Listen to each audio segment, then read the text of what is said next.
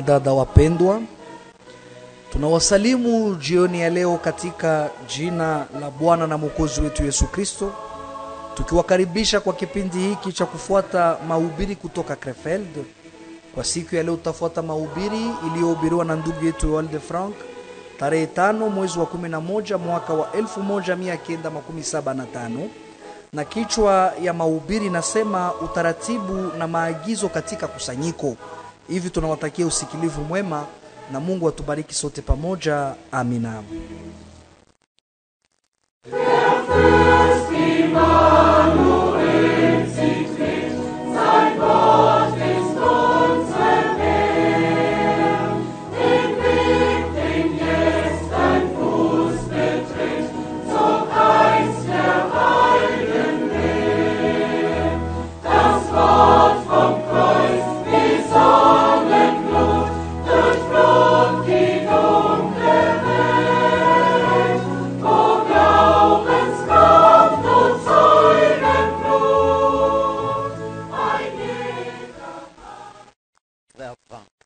Ndugu Frank, Mungu alifanya mambo makubwa kwetu sote, naye alitusaidia kwa namna ya ajabu sana.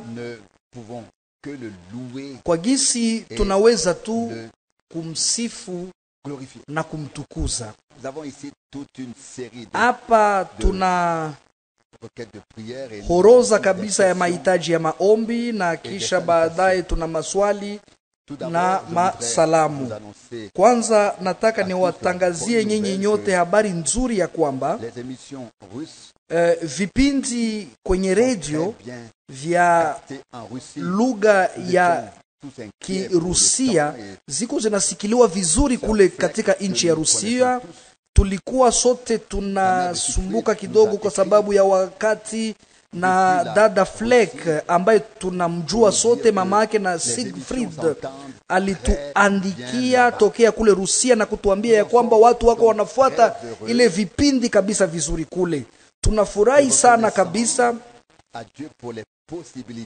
na tuko na shukrani kwa Mungu kwa sababu ya uwezekano yote ambayo alitupatia kwa neema yake. Kwa kipekee tuna shukuru kwa sababu ya ndugu yetu Schmidt.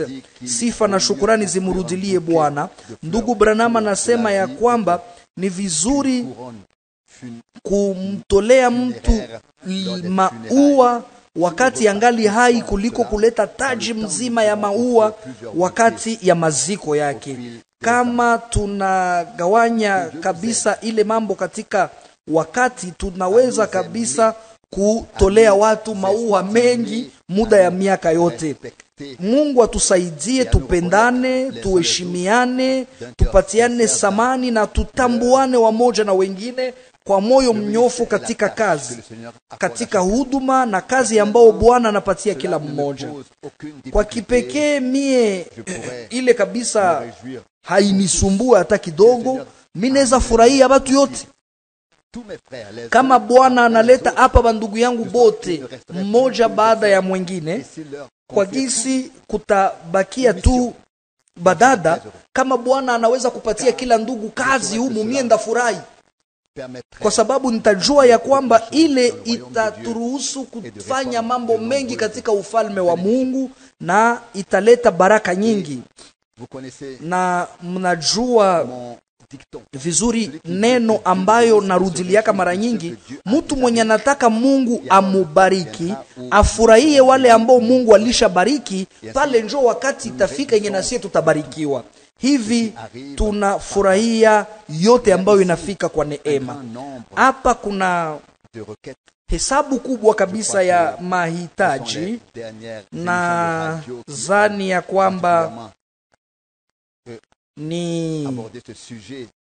ni vipindi vya radio vya mwisho ambavyo vilizungumzia mambo hayo, na kuna mateso nyingi kabisa katikati ya watu, mateso mingi kuliko gisi tunaweza kuwazia, kuliko vile tunaweza kuiona katika jamaa yetu au mazingira yetu, au sababu vile tunasikia watu wanasema, watu wanatumaini ya kwamba tukiomba mahali hapa Mungu atajibia maombi yetu.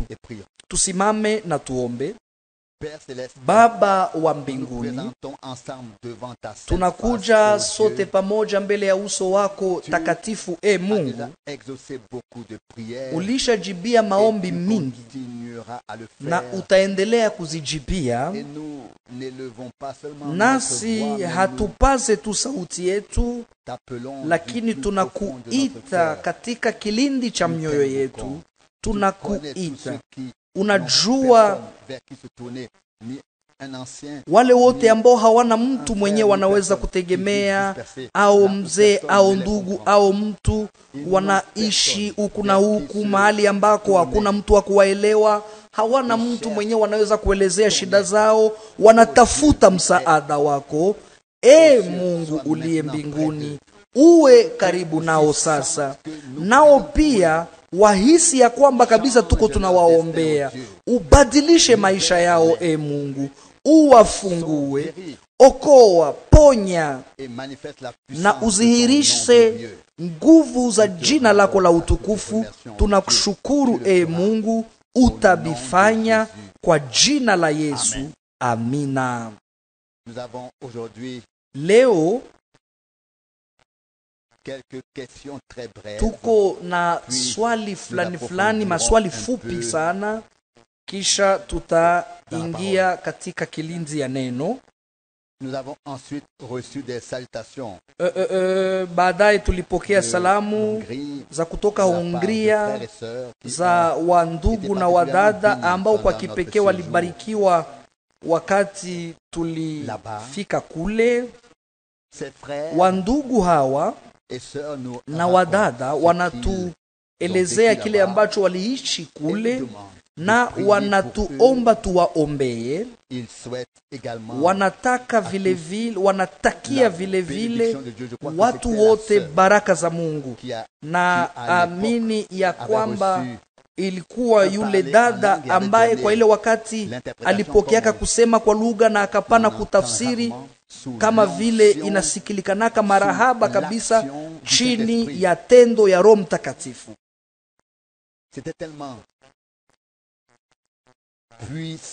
Ilikuwa kabisa yenye nguvu sana, namna ambayo alishikwa na Roho wa Mungu. Kwa gisi nikajiambia ya kwamba hata biti bienye biko pale bina uzima binaweza hata kushikwa kabisa na kenye kiko kinapitika hapa. Ilikuwa mrefu na pia ilikuwa kitu ambacho hakiko cha kawaida, na mimi nawaza kwa namna yetu ya kufanya kadiri kama vile nakumbuka mambo ilipitika hivyo. Kulikuwa kunakuwa kila mara msemo moja katika kwa lugha, kisha tafsiri yake inakuja katika lugha ya Kihongrois, kisha tena ingine msemwa, na vile vikaendelea kuwa vile. Ndio saa zingine dakika fulani sijue unabii ayo yenyewe kabisa inaenea kwenye karatasi kabisa ya A4 ambayo inaandikwa kwa machine. Asa kile ambacho kinanigusa hapa ni kwamba tayari alikuwa alishasema mbele kuhusu gisi kazi itaendelea kule katika Hungria, na kitu fulani kwa yenye inanihusu na sikuelewa kabisa ile ilitafsiriwa. Inasemeka hapa nitafanya kwa gisi kazi yangu ipate kuendelea ndani ya mioyo yenu, mtaona utukufu wangu, lakini mnapashwa tembea kwenye njia hii kama vile Roho wangu anavyowaongoza ndani. Na wewe mwana wangu Frank, ninakuambia, ilikuwa kabisa ya kigeni sana, inaandikwa hapa, nitaendelea kukusibitisha katika huduma yako, na milango ya Hadeze hazita kushinda, nami nitaharibu kazi ya adui kando kando yako kwa mkono wangu wenye kunyoka. Ninakuzunguka na nguzo ya moto, na ninatangaza neno langu, kwa sababu niliweka neno langu ndani ya kinywa chako. Usiogopake kamwe wanadamu, kwa sababu mon pouvoir sur toi est puissant. mamlaka yangu juu yako iko na nguvu sana. Mara kwa mara mambo inakuwaka rahisi sana, lakini ni neno ambalo nilipokeaka siku moja katika nabii Isaya, mwakati kabisa ya giza kubwa, na maneno inasema kabisa karibuni vile hatukuelewaka kitu kuhusu kile ambacho kilisemeka, lakini tulijua ya kwamba Roho wa Mungu alikuwa mkazi kwa namna yenye nguvu, na yule dada était et est toujours particulièrement dotée de dons et qu'elle a vu certaines choses anakuwa que kabisa na karama, na alishakawahi kuona mambo ambayo wandugu fulani na wadada au viongozi wao wenyewe au wandugu ambao wanafanya kazi ya uongozi hawaoni wala kutambua, lakini Mungu anajalia neema yake kwa mabaki ya watu wake. Na ni katika ile mawazo njo swali inatokea kuhusu mambo ambayo ilitendeka mwa hizi juma za mwisho kwa ile fasi. Kama naelewa vizuri, hii swali mbili ambayo iko kwenye karibu kuenea kwenye karatasi hii, inaweza kuwa saa zingine watu wanajiuliza, je, hakuna mtu mwenye iko na mamlaka au anaruhusiwa kufanya kitu chochote mfalme wa Mungu mpaka ile ipate kufunuliwa? Je, njo vile? Hapana, haiko vile. Ingelikuwa vile, kila mtu basi angeikala na hakuna tena kenye kingefanyika katika ufalme wa Mungu. Haiko sahihi kabisa. Hapa ninakumbuka tamshi ya ndugu Branham, alikuwa na ngojea Mungu ampatie maelekezo mapya. Akasema, Bwana, narudia kufanya huduma ya kiinjilisti mpaka wakati utanipatia maagizo fulani, nitaendelea kufanya hivyo. Parce que l'on sache que la prédication si kila mara, kwa sababu najua ya kwamba mahubiri kabisa ilikuwa kwa wakati yake na ilikuwa na maana ya kipekee, lakini ile haimaanishe ya kwamba kila mtu sasa anapaswa pumuzika. Haiko sahihi, hapana. Kama kitu fulani ambacho akiambatane na mapenzi ya Mungu kinafanyika, atatuambia. Haiko kila mara ya lazima, na jua ile na ninarudilia ile ile saa zingine inakatiwa hapa, lakini wakati tulisema au tulihubiri ya kwamba mwa hizi wakati za mwisho Bwana atapana maelekezo na maagizo moja kwa moja.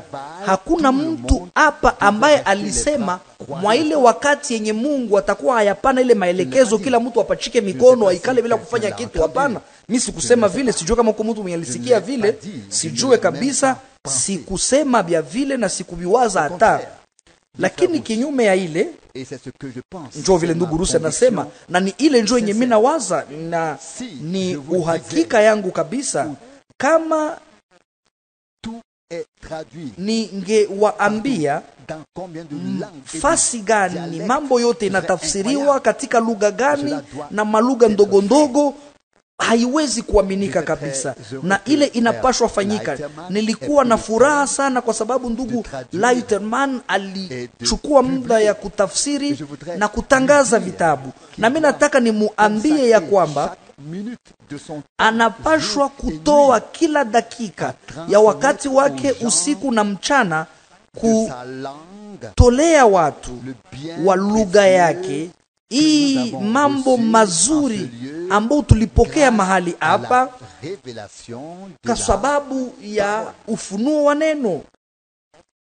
que cela se fasse sous forme imprimée ile ikuwe imefanyika kwenye vitabu au katika kanda, haiko ile njo shida.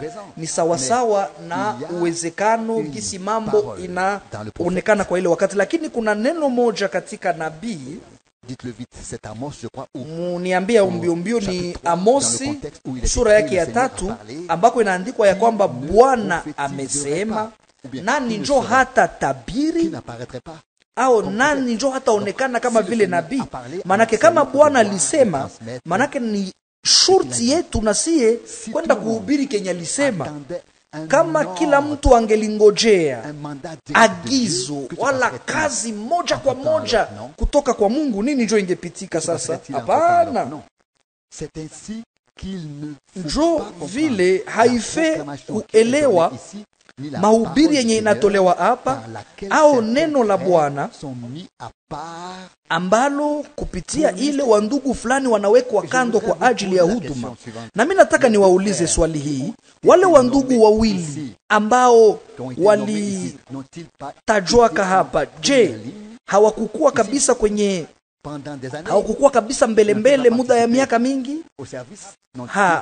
Wakushiriki mukazi hapa, hawakumtumikia Bwana hapa mkusanyiko, hawakuwa wanasoma neno la Mungu mbele?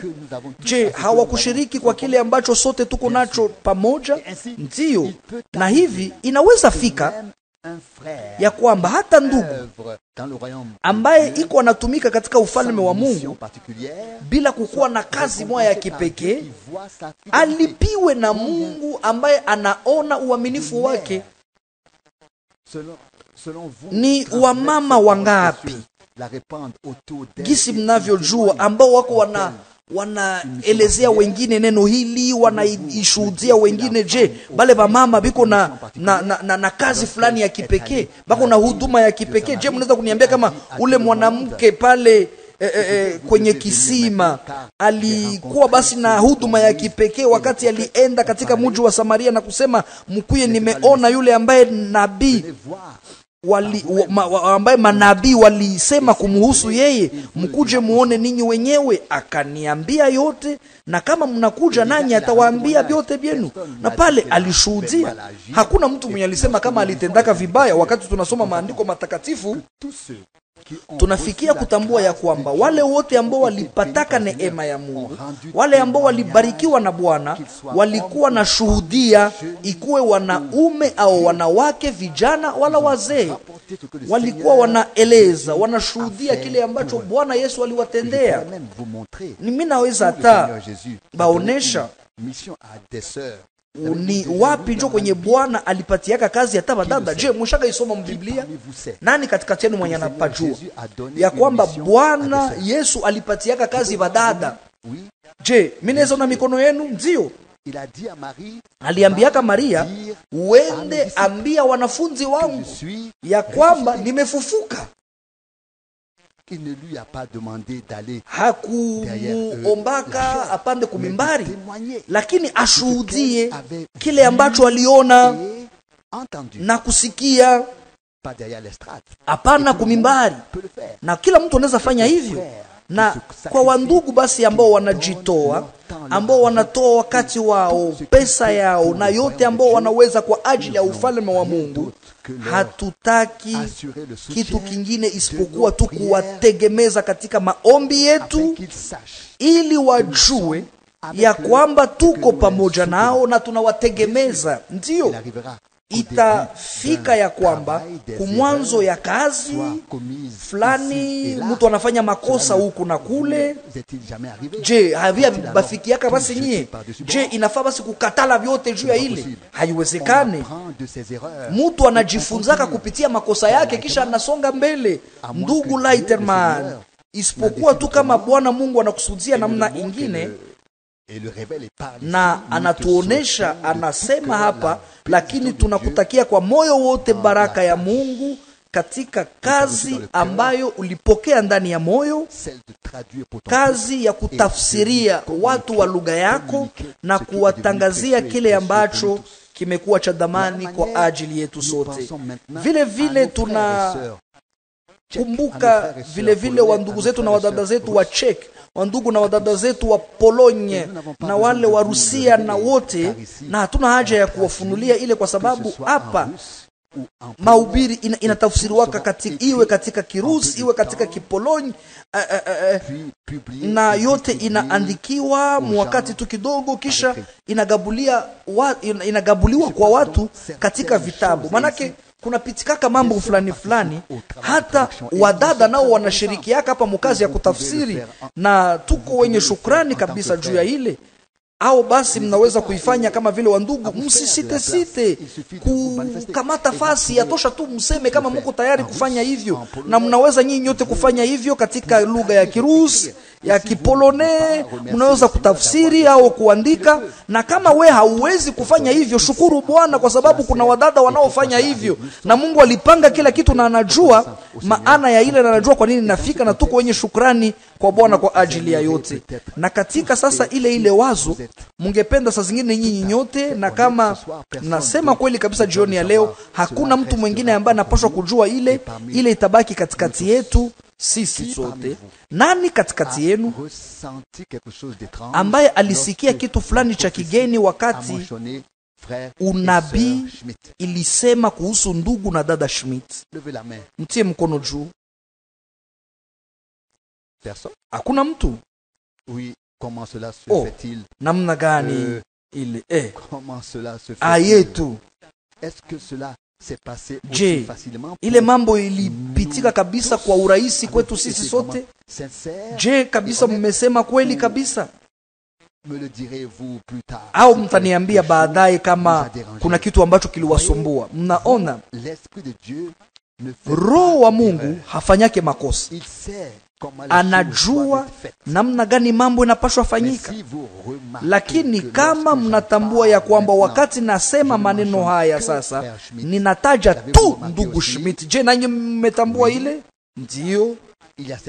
Kuna mambo fulani fulani ambayo mtu anaweza kutambua kama unafikiria ile, na mimi najua kwa nini Bwana alifanya ile, na ninajua kwa nini mimi nafanya jambo ingine. Mungu anaongozaka mambo hata kama hatuyazungumzie kila mara hapa.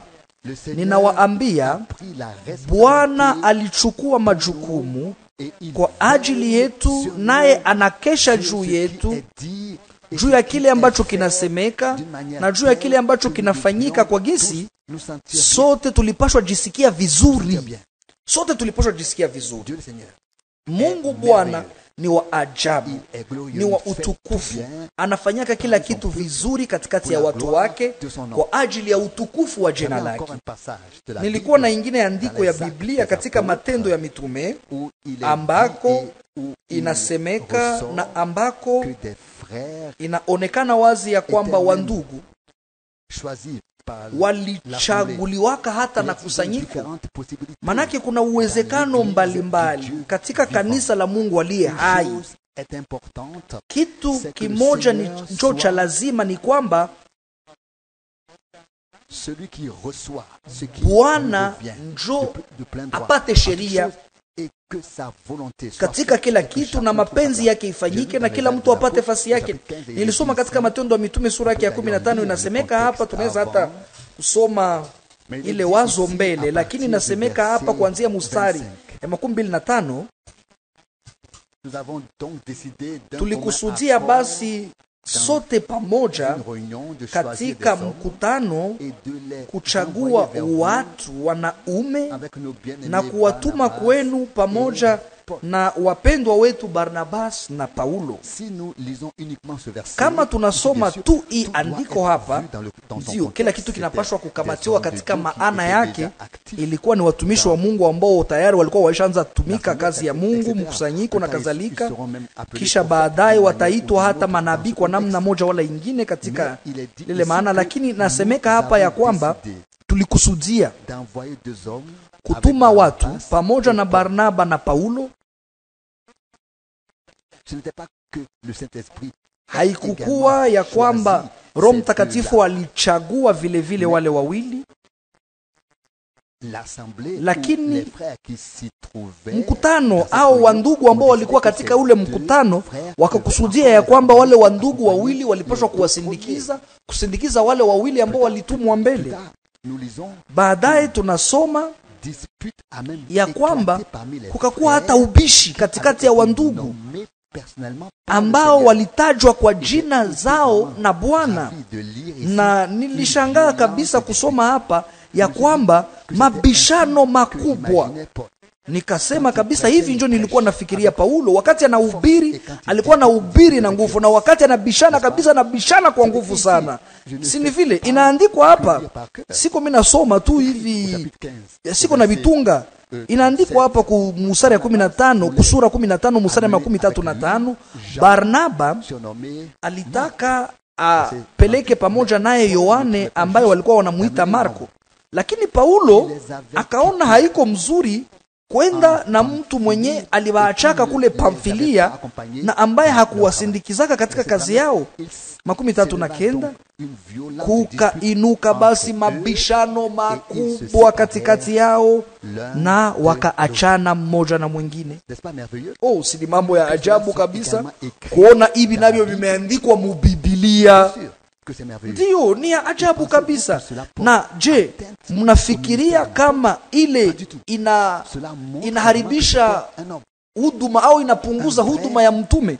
Ile inaonesha tu kama alikuwa mtu mwenye alikuwa anatetea vyenye anaamini, na Barnabas yeye hangeweza kuelewa kama vile Paulo, na Paulo naye alikuwa anasumbuliwa kuona ule mtu, akasema mtu kabisa hajikamatake mzuri na hawangeweza kutumika pamoja naye.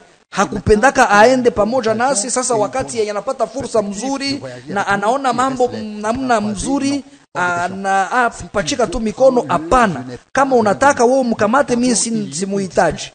Kulikuwa mabishano kabisa makubwa. Paulo alikuwa mtu mwenye hakukuwa na vumilia vitu nusu. Alikuwa nataka aingie basi mabishano kuliko kufanya mapatano fulani hivi ya kupengama. Bila alikuwa vinafanyika kwa ajili yake. Na ni pale njo kabisa tunaelewa vizuri. Hatuwezi kujilinganisha na Paulo, lakini kuna kitu kimoja ambacho kinapendeza Mungu. Kushiriki tu wakati tuko ndani na faida ile haina maana. Kama yule mtu angeweza kwenda wakati anasikia vinampendeza, kama tu anasema jambo nataka nisafiri pamoja nanyi, saa zingine ye mwenyewe hakufanya kitu kikubwa, kisha akarudia akasema na tafuta sasa niende na wamitume nibafate, na mie pale ndakuwa na neno yangu ya kusema na ndafaidika, mubyote vitapitika msafari. Na Paulo akaelewa mambo tofauti na Barnaba, lakini wote wawili walitajakwa na roho ya Mungu juu ya kufanya kazi ya Bwana. Si ni vile? Manake njoo vile mambo iko, ndugu na dada, tungali hapa kudunia na kuna mambo ambayo inaweza kufanyika ambao tunaweza kuwa na maoni tofauti katika siku hii. Si yasikiaka ya kwamba kuna mabishano ambayo inasikika katikati yetu kuhusu mambo ambayo tunaona tofauti. Je, ishaka kuwa wapi tu kwenye lipitika? Mie si yasikiaka binasemeka na si ya kuwaka mshuhuda wa ile. Inawezekana kuwa na maoni tofauti kuhusu jambo fulani au nyingine, lakini hatuna mitume hapa. Kwa gisi hatutapata kusudio ya mwisho ya kuhukumu nani ndio iko na sheria, lakini tunaamini ya kwamba Mungu wetu anaongoza kila kitu vizuri. Na kama mnaniuliza maoni yangu, ile nayo iliamuriwa na Mungu ili wale watumishi wa Mungu wawili wote pamoja, mmoja na mwingine, wapate kutembelea ile majimbo yote na waamini huku na kule, ili wawajenge wote katika Bwana. Hawakuona ile kama vile ni mubaya, lakini kama vile Paulo na Petro mbele yao walipatianaka mikono na kusema, wewe kwa ajili ya Wayahudi na mimi kwa ajili ya mataifa, na ndio vile injili ikahubiriwa fasi yote, na baraka ya Mungu ikakuwa pamoja na wale ambao walichunga neno lake. Munajua mtu ambaye iko huru ndani ya moyo wake anapaswa sema bibi namsumbua. na kama inafanyika mumabishano fulani ya nguvu, pale tumesaidiwa. Watu hawa walijisikia vizuri, walipata suluhisho. Kila mtu akakamata mmoja, Barnaba akatoa mmoja, Paulo akakamata mwingine, na wakakutanana tena wote wawili, na kila mmoja akafata njia yake, na wote wakabarikiwa na Mungu. Vile ndio tunapaswa ona mambo, tusibakie tu katikati. Nataka nisome ile juu ya kuonesha ya kwamba inawezekana ya kwamba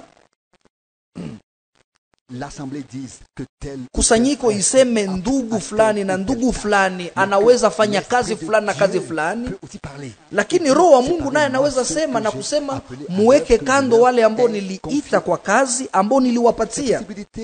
Ile mauwezekano yote iko. Kenye nilitaka tu kusema, na ile kwa kipekee inahusu weekend iliyopita, na ile haituhusu tu sisi hapa, lakini kwa kweli kazi ya Mungu inahusu kazi ya Mungu kudunia yote mzima, na hatuwezi ingia katika mambo madogo madogo. Lakini fasi yote kuna watu ambao wanawaza ya kwamba wanajua kenye wako wanafanya, na wanahakikishwa ya kwamba wako wanafanya vizuri, lakini saa itakuja ambako wale wote ambao wako na kazi fulani ya kufanya katika ufalme wa Mungu, na mwa ile hali wakati inahusu kazi ya kiungu, maagizo ya Mungu itakuja kwa wakati unaofaa, ili kile ambacho kinapashwa fika kifike chini ya uongozi moja kwa moja ya Roho Mtakatifu. Ile haimaanishi ya kwamba kila mtu atapokea sasa ufunuo yake kwa kipekee au agizo yake kwa kipekee, lakini Bwana ataonesha namna gani inafaa kutembea na kenye kinapaswa fanyika. Tulisoma ya kwamba Bwana Yesu alisema pale kumwanzo, aliambia watu wote nafasi yote kenye kinapaswa fanyika, na njoo vile inapaswa kuwa tena kumwisho.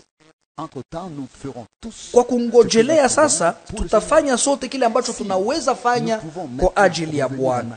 Kama tunaweza kurudia nyuma kwanza kidogo, na tuko katikati yetu leo, tunaona na tumesikia mara nyingi namna gani ndugu Branham kwa kipekee alionesha vile vipindi vitatu. Alisema kuhusu ile wakati ya kuboresha ya reformation, alisema kuhusu kizazi cha Wesley, cha utakaso, sasa kizazi cha Pentekoste tangu mwanzo ya karne, na tuliona ya kwamba kila mara watu walikuwa wanasimama, na mkusimama katika kiroho wakakuwa wagumu na hawakushiriki kazi yenye ilifuata ya Mungu. Kama tunaangalia huduma ya ndugu Branham, kulikuwa viwango tatu kama tunaweza sema mambo hivyo. Kwanza, huduma ya kiinjilisti, na yote na wote ambao walikuwa na pumzi wakakusanyika, na wote wakafurahia kazi ya Mungu. Magazeti zikatangaza makarasa kabisa mrefu kile ambacho Mungu alikuwa anafanya kupitia mtu kabisa rahisi, mtu wa kawaida. Na kabisa kabisa nafikiria matafsiri, wale wote ambao wanatumika kwa kazi ya kutafsiri, hebu mkeshe kwa gisi kusiwe usemi fulani ya masomo ya juu njo itumikisho, lakini maneno isemeke gisi inapaswa semeka, lakini isikuwe usemi ya wale watu ambao walisomaka sana, lakini ikuwe tu usemi ya watu wa kawaida. Tafadhali mufanye angalisho kwa ile. Na mnajua nini mina sema ile, kama mnajaribu kusoma maunabii, je, munatambuaka kwa gisi inaandikiwaka mulugha Kijerumani kabisa ya rahisi sana ya kawaida yenye sisi wote tunaweza sema? Munajua kama ni njia ya Mungu, hatupashwa kuenda mbali nayo. Mambo inapashwa kuwa sahihi, lakini isikuwe kabisa ile mausemi maneno ya ngufungufu, kwa jinsi kila mtu mwenye anasoma aelewe. Tafadhali, shabaha haiko ya kufundisha kuchuo kikuu kutafsiri, lakini usemi ambayo inaeleweka waziwazi muinchi na kila mwanaume na kila mwanamke na watu wote. Mnajua kimi natafuta kusema kwa sababu ni pale njo kwenye roho wa Mungu anakuwaka. Na ni mara ngapi tulishaisema Bwana anajifunuaka katika urahisi. Anajifunuaka katika urahisi. Mambo inapaswa kusemeka kabisa vizuri. Na kama mtu anatuambia ya kwamba usemi yetu haiko sahihi, ile haiko shida. Mie kabisa sijua hata sana, sijue kama wengi wenu kabisa wanaijua sana. Lakini katika hali zote yenye tunaleta vinapaswa kuwa roho na uzima, na hatuletake vitu ili vipate kuhukumiwa, lakini ni juu bisomewe na watu wote wapate kubarikiwa. Lakini tunakubali vile vile waturudishie kitu kingine. Turudie sasa kuneno. Wazo ilikuwa ni gani ambayo tuliacha? Ilikuwa ile wazo kuhusu huduma ya ndugu Branham na maendeleo katika huduma yake. Wakati alikuwa mwinjilisti, watu walikuwa wengi. Ndugu Branham anasema katika kanda moya, anasema ninawasiliana na milioni na watu, mamilioni ya watu katika dunia mzima. Haikukuwa tu maelfu na maelfu, lakini mamilioni ya watu ambao walisikia habari za ile huduma yenye nguvu, ambao waliguswa na kubarikiwa na kubebwa kabisa na ile huduma. Kisha wakati ya mafundisho sasa ikakuja, na wakati ile muda ilifika, watu wengi wakasimama na kusema mpaka hapa tuliendelea na mfuata, lakini sasa hatuwezi tena mfuata. Na wakasimama kabisa, wakaishia pale, wakabakia kwenye walikuwa kwa ile wakati, na wangali tu wanazunguruka fasi moja mpaka leo. Wale ambao walifungua mioyo yao kwa mafundisho na kwa ile hali ya kupanga mafundisho kibiblia na yote inayohusu ile, na ambao walijiachilia kubatizwa. Mnajua kimi natafuta kusema walikuwa wachache sana kuliko wale ambao walikuwa pale kumwanzo ya huduma ya kiinjilisti. Lakini baadaye mwa hii kiwango ya pili, kipindi ya pili, kulikuwa kwanza wakati moja, kisha hatua moja mbele, na kisha ikakuwa ufunuo ya kinabii ya mambo yote ambayo ilikuwa inafichwa na ambayo ilifunuliwa baadaye. Leo si tu katika Marekani, lakini pia katika nchi zingine zote kuna makusanyiko nyingi ambao wako wanabatiza kwa jina la Yesu Kristo, ambao wanaamini uungu gisi inavyofaa, ambao walisikia, waliona na kukubali mambo fulani fulani, lakini hawaamini neno yengine ya Mungu ambayo inatembea na vile vyote. Waliishia tu wakasema bengine viko na makosa, sinjo tuko na sheria, na bakatia pale mpaka kando ya ile yenye bilikuwa bamesikia, na bakabakia tu fasi moya. Kisha kuna wale sasa ambao waliendelea kusonga mbele katika ile huduma ambao Mungu alipana mpaka kumwisho ya mwaka 1965. Lakini sasa shida njoo hii, na mnaweza kamata mambo gisi mnataka. Mimi siko nabii, mnajua kabisa. Lakini kama vile kwa ile wakati kuhesabiwa haki, utakaso, ubatizo wa Roho Mtakatifu, kisha ndugu Branham anasema ya kwamba sasa tumeisha vuka ile wakati na tunaingia sasa katika kiwango sasa, katika wakati ya bibi harusi. Tuliona hata katika huduma ya ndugu Branham ya kwamba wale ambao walienda mpaka kwa kiwango cha pili hawakupata faida yoyote kama hawakuenda mpaka mkiwango cha tatu. Kama nawaambia ile jioni ya leo, na nadhani ya kwamba Mungu hata ni hukumu sababu ya ile jumbe nilisema kwa nia nzuri, kuna watu ambao walifuata huduma mpaka kwa ile kiwango ya tatu sasa, kutokea kwa wakati ya kuhubiri habari njema ya mafundisho na ya unabii, ya ile huduma ambayo Mungu alipana. Na mimi napashwa kuwaambia ya kwamba bali bakilia nabo pana na biko wanazunguruka tu fasi moya, inakuwa sawa vile tangu ile wakati Mungu alisinzia na hakukuwa tena na kitu cha kufanya, hakuwa na kitu cha kusema au cha kutimiza. Sasa kuna kingine kitu ambacho hakitufurahishe kabisa. Hakinifurahishe mimi niliye mdogo katika dunia yote. Wale ambao wanabakiaka tu fasi moya wanashambuliaka sasa bale wenyewe bali songa mbele bana bapigaka tu masasi. Mnajua kile mimi natafuta kusema, dini ya Kikatolika ilikuwa ina hukumu wa Luteri na wakawatendea mambo mabaya, watu wengi wakakufa kabisa kwa sababu ya imani, mwanga kasirani yao yote juu yao kwa sababu hawakubaki pamoja nao, lakini walienda. Waluteri nao wakafanya vile vile pamoja na wale ambao walitoka mudini yao, hawakutambua wale ambao waliendelea kusonga mbele na kadhalika. Ndio vile mambo inakuwaka. Kama ninawaambia ya kwamba na sie vile vinaweza kutufikia ya kwamba watu ambao chini ya ile huduma iliyobarikiwa ya nabii aliyetumwa na Mungu katika kizazi chetu na wakati yetu, ambao walibarikiwa na mahubiri ya habari njema na kile ambacho Mungu alifanya kupitia ile mahubiri, kupitia huduma ya mafundisho na kupitia ile ambayo Mungu alifanya kupitia huduma ya kinabii na kupitia kile ambacho Mungu alifanya kupitia.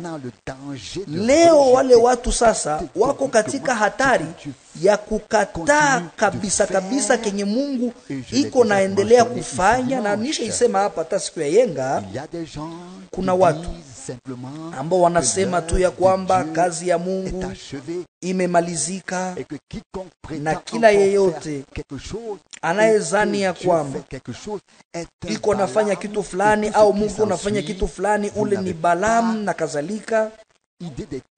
Hamwezi kuelewa namna gani balisha nipatia majina na majina mwa hii miaka yote yenye imepita. Kwanza kuniita Balaamu ile kwanza ni kitu ya kidogo yenye balisha niita, na yote kabisa niko kati ya shetani na wengine. Juu ya nini? Mie sina ubaya na wale, naweza kuwakumbatia wote na kuambia ndugu zangu mukuje. Kungali dawa ya macho, muipakae kwenye macho yenu ili mpate kuona. Ile iko na maana gani? Nilifasiria katika barua ya mzunguko ya ile wakati. Iko na mafaa gani kukaa kwenye kiti cha nabii fulani kama Mungu wa yule nabii haiko pale juu ya kufunua ndani ya mioyo yetu neno lililopewa kwa ule nabii? Niko na shukrani kwa Mungu kwa sababu ya ile, na nahisi ile wakati nasimama hapa mbele ninyi ambao yale mawazo yanatamkwa kupitia neno lililofunuliwa na Roho na yanaoneshwa na Roho Mtakatifu kwa wale wote ambao wanaisikia hapa, si ni kweli? Kisha mahubiri, batu yote banajuaka kitu kimoja, wanakuwa na mwangaza moja, wamefundishwa wote na Mungu, wanasonga mbele pamoja na Mungu, hakuna mwenyewe anabakia nyuma, wote wanasikia, wanaelewa na wote wanapokea ufunuo moja ya neno. Na ile ndio alama mzuri ya kuonesha kwamba Roho Mtakatifu kuna tuongoza katika kweli yote. Mnajua ya kwamba sisi wenyewe hatukukuwa na jua namna gani tutaendelea, hatukuwa na jua njia, na mpaka sasa hatuijue. Lakini mwanadamu ni nani ili Mungu amsikilie huruma? Sisi ni wanani ili Mungu atusikilie huruma na atuongoze hatua kwa hatua? Inawezekana kurudilia matamshi, inawezekana kuhubiri mpango yote ya Mungu, hapana juu ya kufanya mashabiki, lakini juu ya kufanya watoto wa Mungu ambao wanarudia kwa ile upendo yao ya kwanza na wanatimiza ile matendo yao ya kwanza, watu ambao Mungu anapendezwa nao. Mnajua tunapaswa kuwa watu walio na uwezo ya kuzungumza na wasio amini bila kukasirika na bila kuwaza ya kwamba tunapashwa kuona mambo. Inafaa mara kwa mara kujitia kuna nafasi ya wale wasioamini mbele ya kuwatumikia. Ni vigumu sana kabisa, lakini tukumbuke kila mara ya kwamba ni kwa neema tu njo tulimpata Bwana kwa hii wakati, naye ametusaidia mpaka kwa siku hii na ataendelea tu kutusaidia. Tunaona vile viwango vitatu, tunaviona tena, na sasa tuliambiwa ya kwamba tutaona kumwisho ya kila kitu matayarisho, kumalizika kwa bibi arusi na jiwe la kufunika na yote ambayo inatembea na ile tutaiona na iamini kwa moyo wote. Niliwaambia tungeweza kusikia hatua za Bwana ambazo ziko zinatembea hapa, uwepo wake wa ajabu, na anajifunua katika urahisi wote. Kama tu sisi wanadamu tungeweza elewa ya kwamba Bwana iko hapa, hapana tu mukinywa, lakini katika matendo na katika kweli, na hatuifanye kabisa kuwa mambo ya hatari. Tunafurahi kwa furaha ambayo hatuwezi weza kueleza, furaha ya ajabu bila, na tunaona bila kuchoka upako wa Roho Mtakatifu ukishuka, na Bwana anasema nasi, anatuonesha njia ambayo tutafuata na anatutia moyo, anatujulisha kwa neema yake kabisa kabisa kile ambacho tunahitaji. Tuko wenye shukrani kwa sababu ya yote ambayo ilipitika wakati uliopita, lakini vile vile tuko na shukrani kwa Mungu kwa sababu hatukubakia tu fasi moja, ikuwe kiwango cha kwanza, kiwango cha pili au kiwango cha tatu, lakini tunaweza endelea kusonga mbele kama vile anavyotuongoza. Njoo vile na mimi nataka nimfuate. Ile njoo haja na ombi yetu sisi sote, naye atatuongoza mpaka wakati tutatoka muimani tuingie mukuona. Hatu simame mbele ya wale ambao wanajiachilia kusimamishwa. Kama bananibana, mimi kabisa nitakimbia. Kama mimi nachoka, neno linaniita, nasema songa mbele mpaka kwa ile hazina. Haiko ubishi juu ya mambo njoo ya lazima, lakini ufunuo kwa Roho ambao tunapaswa kuwa nao kwa hii wakati. Kuna watu wengi ambao tunaweza bishana nao na kuzungumza kuhusu matamshi. Kuna watu wachache ambao tunaweza kuzungumza nao kuhusu uongozi na maagizo ya Roho Mtakatifu iliyo ya lazima leo, lazima sana kabisa kuliko nyakati zingine zote, kwa sababu wakati yote nabii wa Mungu alikuwa hapa, sote tulikuwa tunajisikia katika ukingo, tunajisikia kabisa katika usalama, tulikuwa na matumaini ya kwamba mambo itaendeka vizuri. Leo hatuna tena tegemeo yoyote. Leo Yesu Kristo njoo Bwana wetu, njoo vyote vyetu, na tunamuomba pasipo kuchoka uongozi wa Roho Mtakatifu, na tunaona ya kwamba iko nafanya kila kitu vizuri kwa ajili ya sifa na utukufu wa jina lake. Hatupashwe ambia mtu kile ambacho Roho wa Mungu alifanya hapa, mniamini, ili wengine wasifanye zambi zidi ya ile. Nasikiaka tu nashurutishwa nisiseme kitu fulani juu ya ile, kwa sababu niko na woga. Juba liniambia hivi uso kwa uso, ndugu Frank, kama unabii inatolea, hata kama inatimilika, mie sitaiamini, kwa sababu hakuna mtu mwingine isipokuwa nabii tu njoo iko na hivi asema Bwana. Kisha mtu anabakia pale anaikala bila kujua vyenyewe vinatufikia. Je, kulikuwaka nabii hata mmoja katika Biblia mwenye alikuwa anasema hivi asema Bwana? Hata wale mabinti wane wa Filipo walitabiri, walimtabiria yule nabii mkubwa na mtume Paulo wakati alikuwa anaenda Yerusalema. Nani njoo anaweza kushurutisha Mungu vyenye atafanya? Bwana Mungu wetu atubariki sote na atusaidie sote kuwa na kuelewa vizuri kila mara, na tufurahi kuona Roho wake anatawala katikati yetu, ili upako wake upate kutulia juu yetu na apate haki yake ndani yetu na kupitia kila kitu. Jina lake lisifiwe, amina. Tusimame na tuombe. Père Céleste, Baba wa nous mbinguni, remercions tunakupigia de tout cœur asante cette soirée kwa moyo wote pour ta kwa parole katika jioni ya leo, kwa sababu ya sainte. neno lako takatifu na la Tu dhamani. n'as pas cessé d'agir, Haukuchoka maître kutenda. fidèle. Cela nous fait mal Mwalimu de mwaminifu, regarder en arrière et de inatuumiza voir sana kuangalia combien nyuma d'évangélistes na kuona se ni sont wainjilisti wangapi arrêtés ambao le ministère évangélique et n'ont pas continué. waliishia tu kwa ile huduma ya kupasha habari njema, hawakuendelea kadiri miaka iliendelea.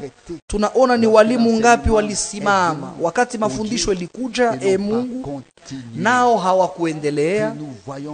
Kisha tunaona wale ambao Bwana waliishia kwa ile ufunuo ya kinabii ya neno lako, waliishia tu kubarua bila kujiachilia kuongozwa na Roho wa Mungu. Mwalimu mpendwa, tunaelewa zaidi na zaidi ya kwamba ni kundi ndogo tu ndio itaingia katika utukufu wako. Utuache, utujalie neema ya kuwa mmoja wa wale, Bwana, si sote ambao tunasikia neno lako, ambao tunakuamini, ambao tunataka tuongozwe na Roho wako Mtakatifu. Bwana, utukubali tena na utubariki Bwana, tunakusihi. Usituachilie kamwe, tusimame. Kama sivyo tutakuwa tu nguzo ya chumvi, lakini tunataka tukue chini ya nguzo ya moto, hapana chini ya nguzo ya chumvi. Nguzo ya moto ndio lazima kwetu, na nguzo ya moto ilikuwa inasimama kila mara, nasi tunatembea. Haleluya, kwa jina lako la ajabu na takatifu. Na unainama kwetu na utukufu wako na nuru yako na mawazo yako na maneno yako na baraka zako. Tunakusifu na tunakuabudu. Haleluya, kwa jina lako la utukufu. Amina. Ndiyo, ndugu na dada wapendwa, tunafikia mwisho ya mahubiri ya siku ya leo. Kwa siku ya leo tulifuata mahubiri iliyohubiriwa na ndugu wetu Walde Frank tarehe 5 mwezi wa 11 mwaka wa 1975, na kichwa ya mahubiri nasema utaratibu na maagizo katika kusanyiko. Mungu atujalie neema, tufundishe namna gani imetupasa kutembea katika utaratibu ndani ya nyumba yake. Hivi Mungu atubariki sote katika jina la Yesu Kristo. Amina.